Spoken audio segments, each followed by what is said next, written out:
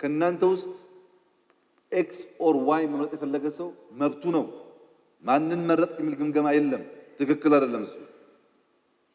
እናንተም ማትችሉት ኤክስ እና ዋይን ስለምትደግፉ የኤክስ እና የዋይ ካድሬ ሆናችሁ መከላከያ ተቋም ውስጥ መስራት አትችሉም። መቀስቀስ ማደራጀት አትችሉም። ኦፕሬሽን ሲሰጥ ስራ ሲሰጥ ከህግ አንጻር እንጂ ስራ መፈጸም ግዴታ ነው። ወስዶ ሆን ተብሎ ኦፕሬሽን እንዳይሳካ ማድረግ በራሱ ትዕዛዙን ትተን ህገ መንግስቱን የሚቃረን ነው። ስልጣን ጋር በሚመለከት በአንቀጽ 9 በግልጽ ነው የተቀመጠው። ማንም ሰው ስልጣን መያዝ የሚችለው በምርጫ ብቻ ነው። ፔሬድ። ያልተመረጠ ኃይል ምርጫ መያዝ አይችልም። ኮንስቲቱሽን እንደዛ የሚናገረው። ስለዚህ ፍላጎት ያለው የሆነ ኃይል በጣም በቀለለ መንገድ መከላከያው ገለልተኛ ሆኖ የምርጫ ተቋም ገለልተኛ ሆኖ መከላከያው የፈለገውን ሰው መርጦ በካርድ ብቻ የፈለገውን ሰው ማንሳት ይችላል። በተደጋጋሚ እንዳነሳሁት አሁን እዚህ ላላችሁ የጦር መኮንኖች በድጋሚ ማረጋገጥ የምፈልገው ነገር በሚቀጥለው ምርጫ አቅም በፈቀደ መጠን ዴሞክራሲያዊ፣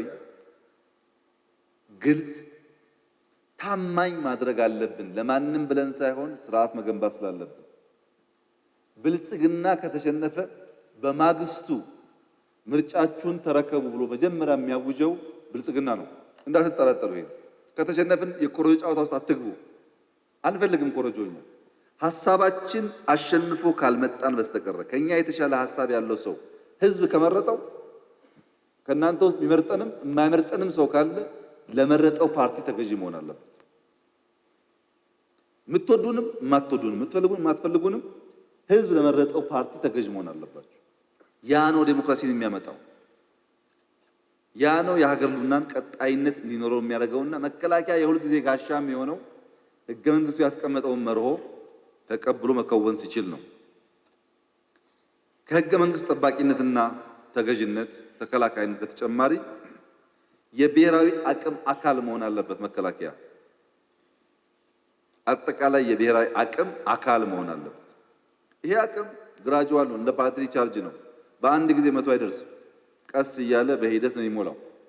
ቀስ እያለ የሚፈጠረውን አቅም የሚፈጥርና የአጠቃላይ የብሔራዊ አቅም አካል መሆን አለበት። ዲፕሎማሲ ላይ በኢንፎርሜሽን፣ በወታደራዊ፣ በኢኮኖሚያዊ እየተባለ የሚነገረው አጠቃላይ ዲታ የማድረግ አቅም ሁልጊዜ የሚገነባ ሁልጊዜ የሚያድግ ባደገ ቁጥር ዲተር የማድረግ አቅሙ የመደራደር አቅሙ የሚያድግ ይሆናል። ዲፕሎማሲው ሰክሰስፉል የሚሆነው ጠንካራ ወታደራዊ አቅም እንዳለ ሲረጋገጥ ነው። ያ ከሌለ ዲፕሎማሲ ላይ ጊዜ አያባክንም ሰው ካንተ ጋር እና የአጠቃላይ አቅም አካል መሆን ያስፈልጋል።